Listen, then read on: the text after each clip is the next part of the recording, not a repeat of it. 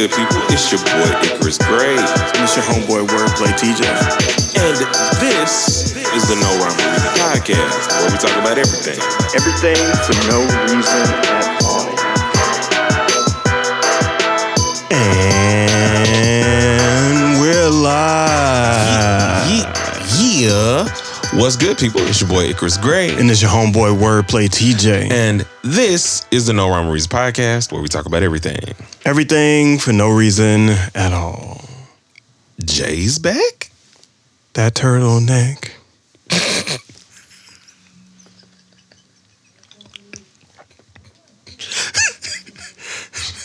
I was trying to figure out whether or not I wanted to do a Jay impression. Oh, man. That turtleneck. Or surprise you with that one. You gonna suffocate in this verse. Yeah. Oh, I made that in But let's start with Hove. Yeah. You know, from Marcy Projects. You know, he did an interview and it was like the GOAT. Okay. Okay. Just Bleezy. Jay sat down for his first real interview since 2023, since the one he did with Gayle King, with GQ, to talk about... What's the name of the interviewer? Finnegas? Or... It starts with an F. I'm just being silly right now. I don't want you to really answer that question. Finnegas? Finnegas. Not Phineas, but Finnegas is your guess at this man's name. I know him. I love him. I cannot remember his name right now. And so I needed to make it into a joke. Shout out to Finnegas. He did his first interview since 2023 with Gayle, and basically kind of just brought us into the space of where he is now as an artist, if he plans on making more music, how he wants to be on offense all year, amongst other things. Mm-hmm. But there was something in the conversation that was most important, which is he proclaimed the death of the hip hop pillars. Yeah. So as he was talking about Drake and Kendrick, he decided that he wanted to compare that to the death of, one more pillar, which is the battle. He said the battle is dead. Mm-hmm. It's over. And mostly because of the internet, mostly because of the things that happen. And so let's start that way. Is the battle dead? And then we can kind of work backwards on the other pillars. Is the battle dead according to Jay-Z? I'm going to say no. And the only reason I say that is because this to me is like paramount to the Drake and Kendrick situation is to me like Biggie and Pac in terms of like you have very, very disrespectful bars coming from like the beef or whatever the case may be. And they died because of the things and turmoil are wrapped around that, right? We fast forward to Drake and Kendrick. They do this. They are very defaming and derogatory towards each other in ways where they're trying to tear down the character of the other.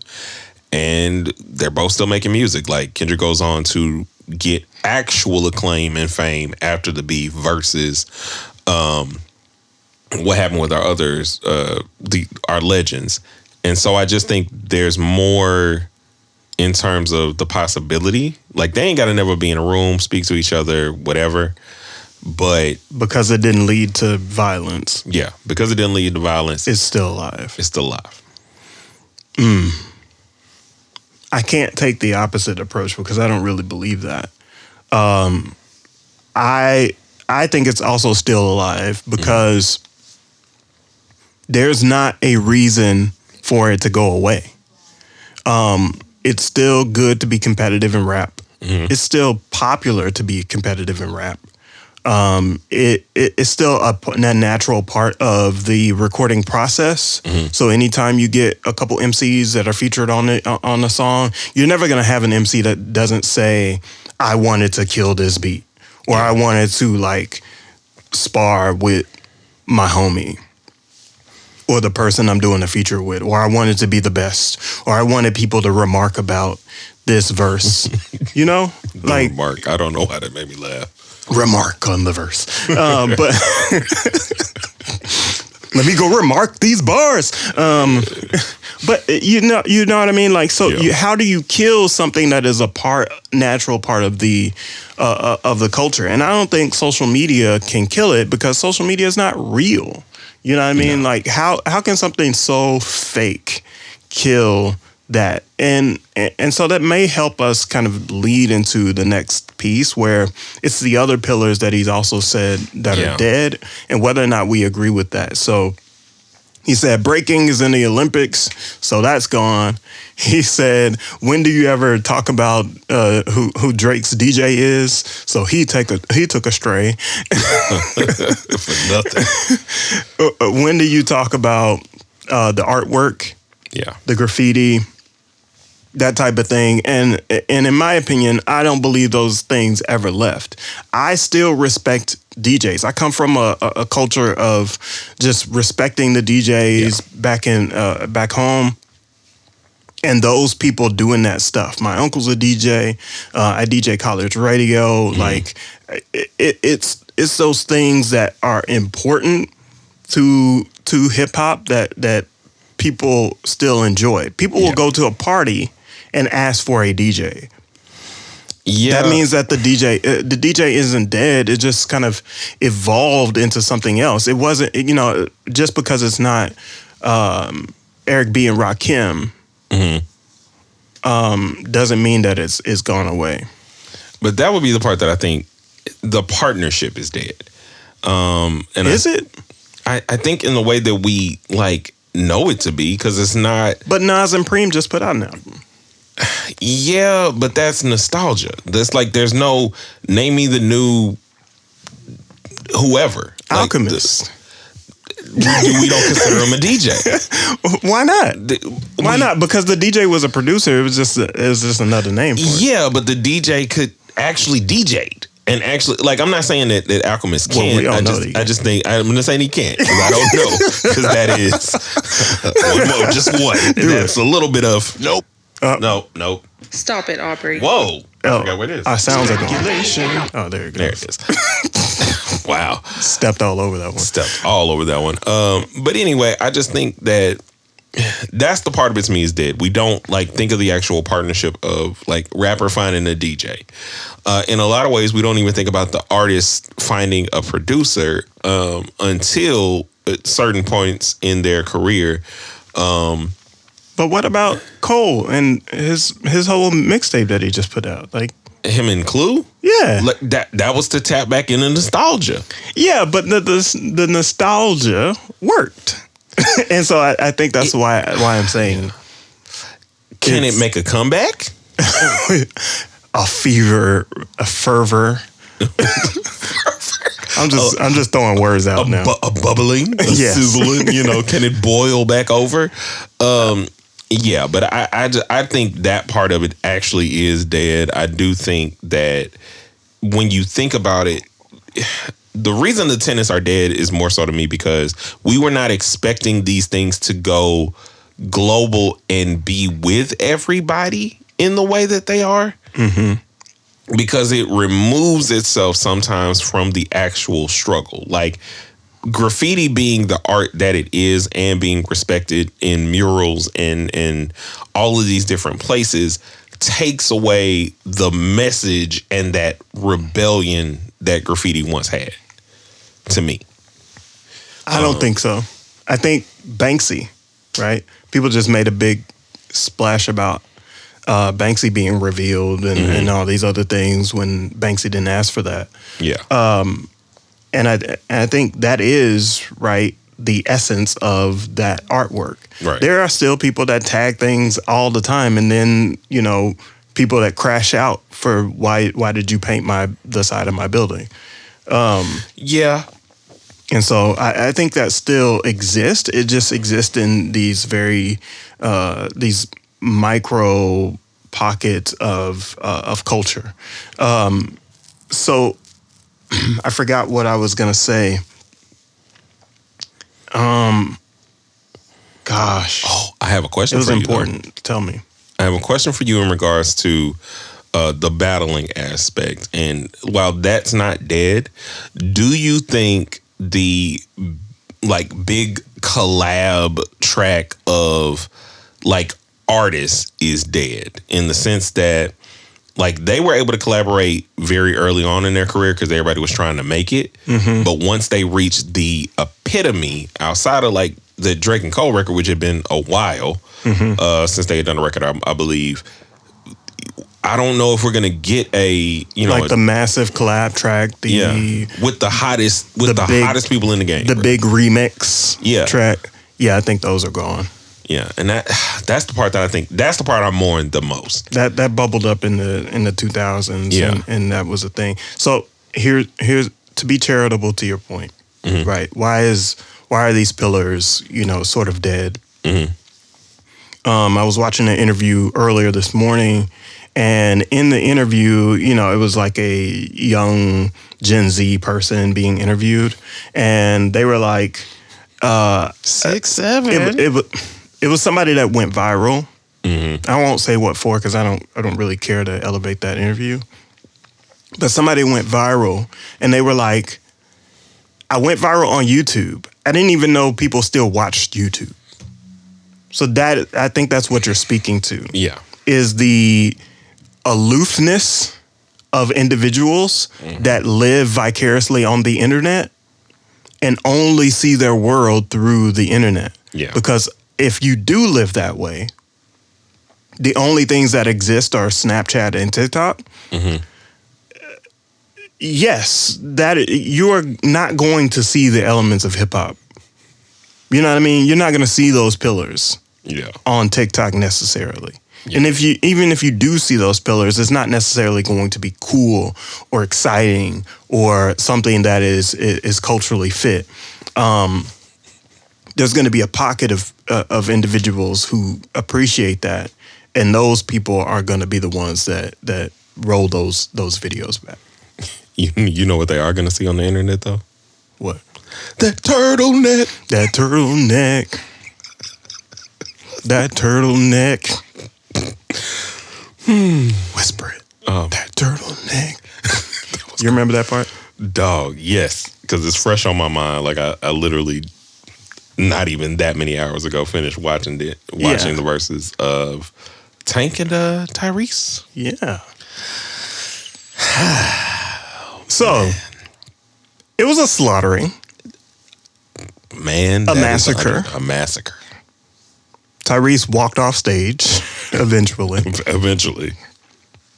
He wore 3 different outfits. Yeah.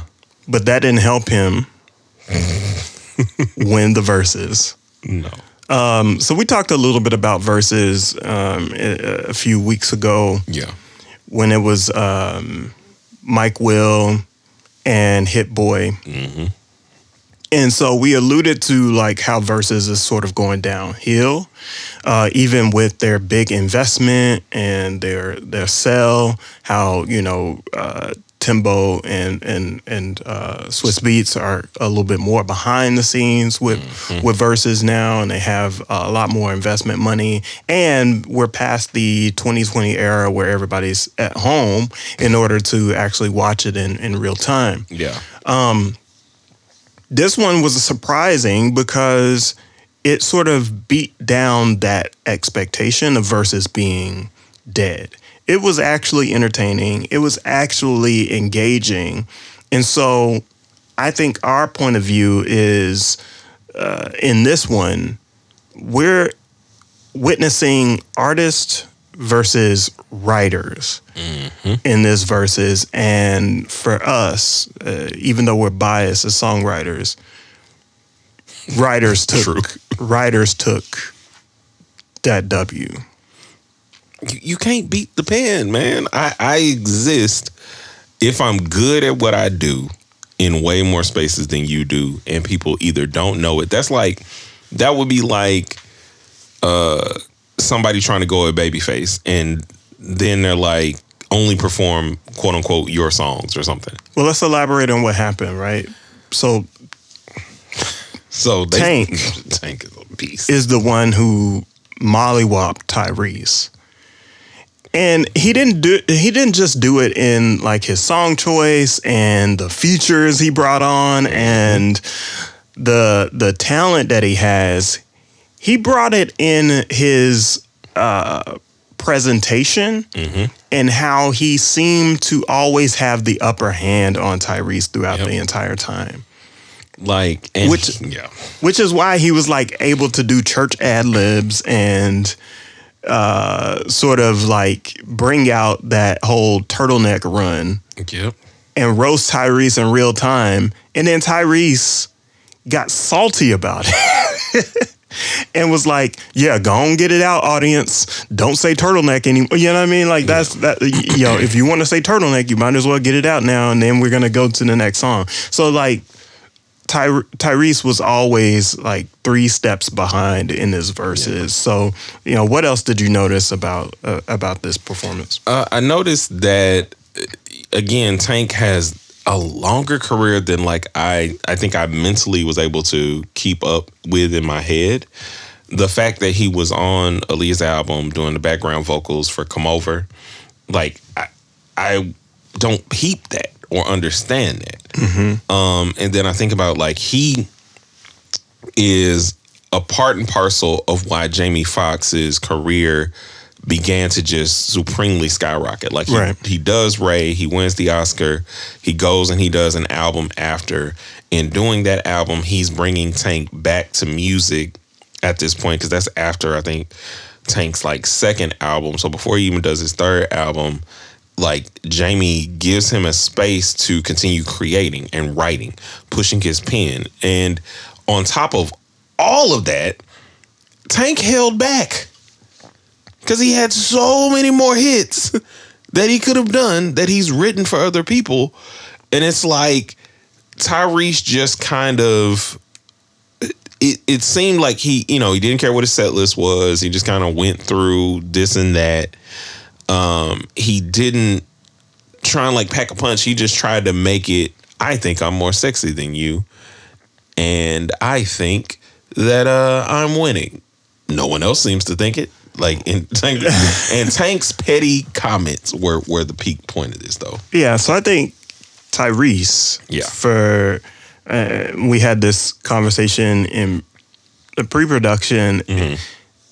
He's sort of the efficient artist in the efficient opportunist, where like he wants to do the thing for the biggest impact and the biggest dollar amount, so to speak. So he can like roller coaster and take a break in between. Whereas Tank continues to like pop up and stay active no matter what, which is why he is on, is it El Mine or something? El Mine, sorry.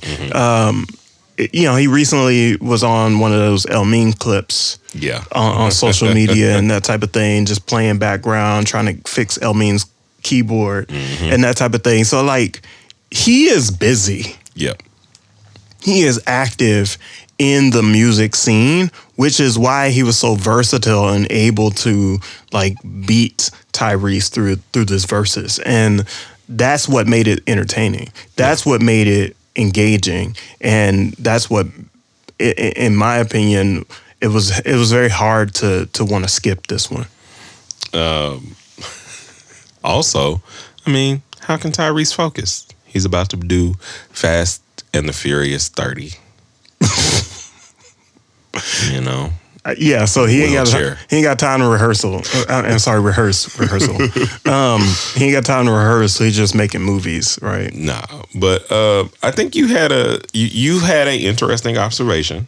Yeah, I did. I was watching the verses, and throughout the whole time, I was listening to the lyrics of the songs and that type of thing. And I used to be a big R&B fan as a kid, and would like fall asleep to a bunch of R&B songs on the radio.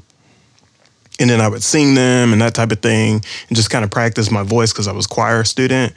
As I got older, I started disliking R&B for a bunch of different reasons. And I think the primary reason is what I observed in this Verzuz.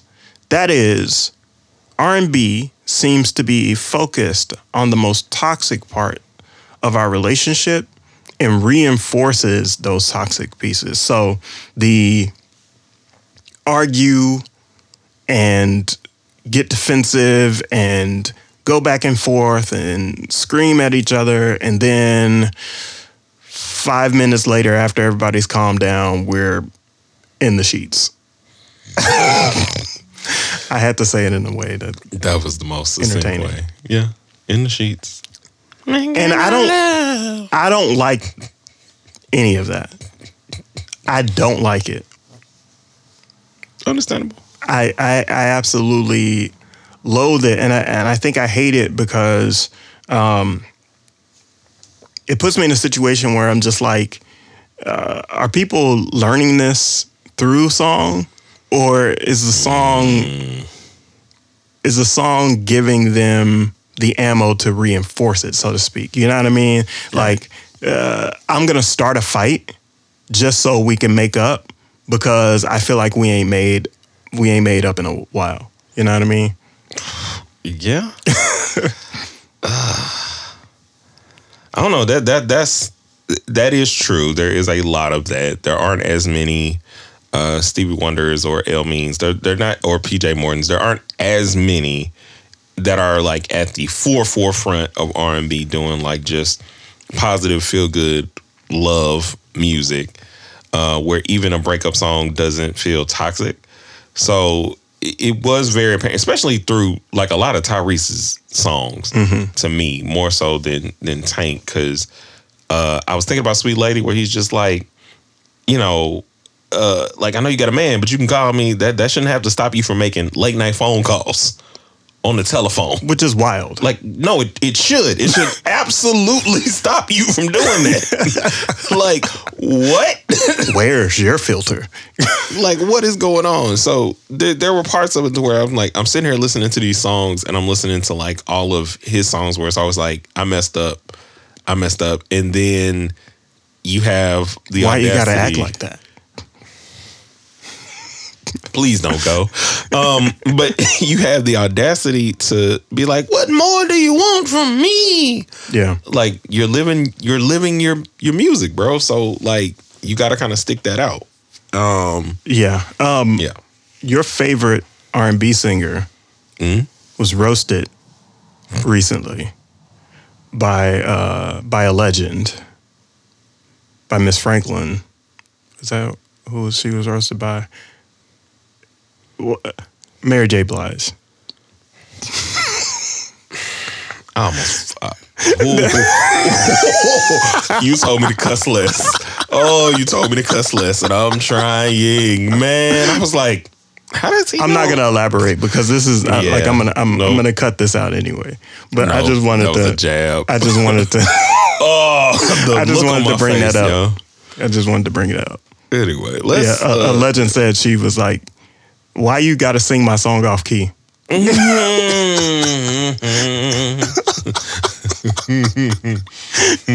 No more drama.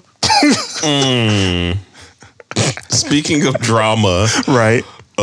Let's talk about the J. Cole. Been doing interviews everywhere. He did J. Cole. J. Cole. To bring that back, J. Cole. He did Talking with Flea on Revolt with Cameron, and then he did 7 p.m. in Brooklyn. We've already talked about the Nadeska interview. So we're going to kind of hodgepodge those things together and kind of encapsulate what we think about his honesty, if you will. But yeah. And why people don't like the real J. Cole. So let's go ahead and play the clip, and then we'll elaborate on that piece. Like, he asked me and I gave him everything. You know, I have a hard time not being honest. Like, if you ask me a question, I'm damn near a dangerous interview because it's like, I feel like I got to answer that shit with what's in my heart. And I gave Cam all of that. You know what I mean? Right. So I don't want to say the exact same things that I said on cam on here because it's there. But so when by the time this come out, people would have already seen that.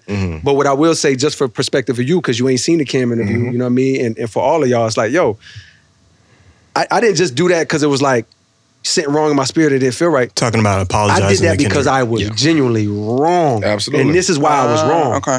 I didn't just do it because like, man, y'all, this don't feel right. No, I was in the wrong. And this is why I was in the wrong. One, I was in the wrong because I misrepresented myself and how I feel about this person to the world. Period, point blank. That's the first wrong. But the wrong... How did people react to that first? Let's set the stage. People reacted like this man said something anti-Semitic. Like he came in their house. I'm so glad I'm not on the internet a lot. And kicked their baby. I just post and then I don't check anything. It was like, yo. So he set the stage in this, right? He said the fall off was supposed to come out 2 years ago. It didn't come out. And I was about to, might delete later, was in the tuck. I was about to release it, but I knew I could not release it because I felt the pressure of, no, you moving on. You didn't address that. You didn't address him. So he thought that the people would hold him to not addressing it in the album. Yeah, like this album is not going to be anything that you want it to be because you didn't address him. Right.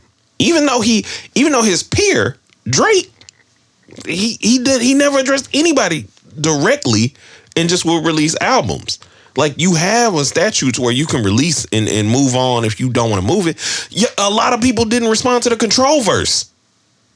Like it's just, but I understand the peer pressure of it and what it is that he did and why people were getting mad. It's just, it's stupid that they fell in love with a persona that has never been his persona.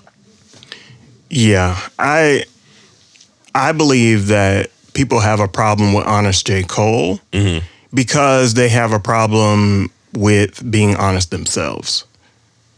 They cannot see a version of themselves that takes the high ground.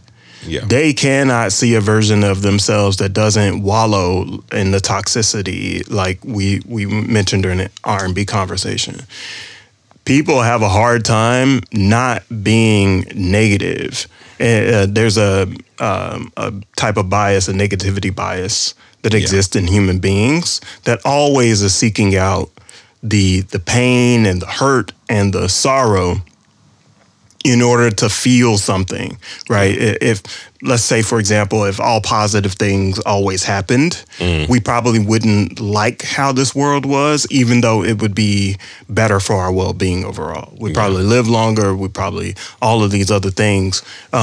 People find negativity exciting. And so when you're not exciting or not salacious or not, full of controversy, then people assume that it's not good enough for you, or for them. Sorry. Yeah, it's odd because J. Cole, so you remember J. Cole's in this space where he was kind of popping up like Andre 3000 everywhere, right? Right. I'm glad you brought that up. He was living in New York, riding his bike, and they were like, "Oh, that's so cool. He's such a down to earth person." I sat and I got to talk with him for a while. And then when he gets on tracks and does what he always does, you see the person. He's always been that person in regards to how he interacts with his fans and interacts with the music and everything else. And somehow him staying to that, like, it's not like he was around like beefing or not being approachable. Like, he is the approachable one out of all three of them, the most approachable. But people hated his music pre the dreads.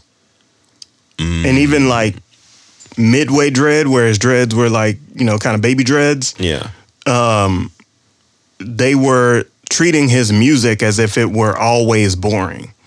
And they were treating him that way because he was being himself. Yeah. And because they have this negativity bias, which means that like they're gonna assume that all things that he's creating is boring because it doesn't bring them into the controversy. It doesn't make them excited in a negative way where they can kind of spit their venom and spit their hate and make it seem as if he is not good enough. It's sort of like where people prefer a movie over a book. Yeah. You know what I mean? They're just like, J. Cole's too book for me, not enough movie. And that was a bar. And it's kind of wild, right? Like we needed Drake, we needed J. Cole to start doing the features and work with other producers and all these other things for him to seem as if he is something darker than what he is. Yeah. But that's just the mask. You know what I mean? And that's what he's talking about in this interview. Do you think? Why do you think people have such a negative, I guess, connotation with him and Jay's relationship? I think that is based off of his own misinterpretation of that relationship. So J. Cole has said that I believed when I got to Roc Nation as the first artist on Roc Nation, it was gonna be like Rockefeller. Yeah. We were going to be in the studio. We were going to be making songs with all these, heavy hitters, sort of like what he did with Dreamville. Yeah.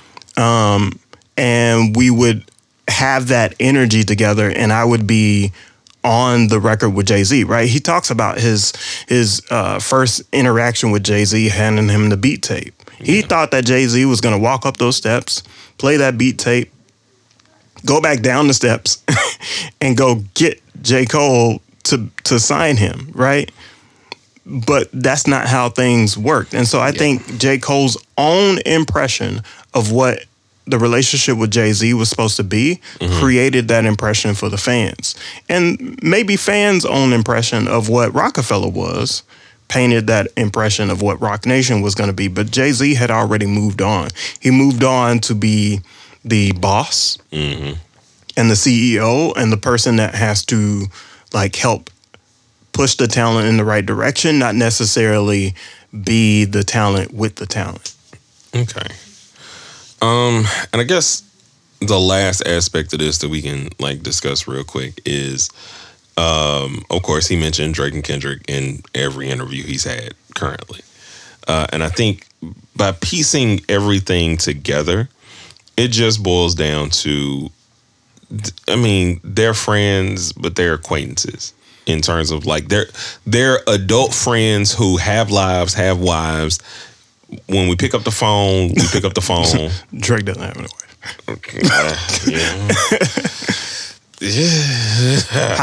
Hide your wives. What is it? Hide your kids. Hide your wife. Wow. I did not think about what that statement. Anyway, keep going. Wow. Yo. Oh man, that stopped because anyway. Why did that stop my brain so much? But yeah, so it's a weird thing to expect the things I think we expected from them based off of more fabrications. We built y'all's friendship and all this stuff up to be something that was like y'all talk every day, or you talk, way more than what y'all actually do. Y'all are around each other more. And it's just like y'all were really around each other from about 4 or 5 year span, maybe. And that's like touring and going around the same places. And then y'all hit y'all's peak, whether it's 2014 Forest Hill Drive, Nothing Was the Same, To Pimp a Butterfly, well, Damn, all of those albums, and they were just kind of like in their own stratosphere.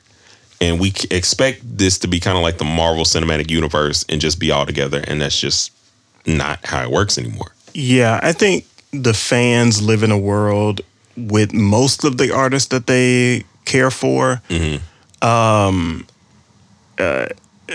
where they assume what the artist relationships are. And quite honestly, I believe that fabrication or that story that people tell themselves is the worst way to think about those relationships. Yeah. And what I mean by that is we should never think that J. Cole, Kendrick, and Drake were the bestest of friends, just skipping down the mall with holding hands and singing lullabies or whatever. You know what I mean? It's just, Oh my gosh. it's not that. No. Right? They're not playing double dutch together. You know what I mean? Like,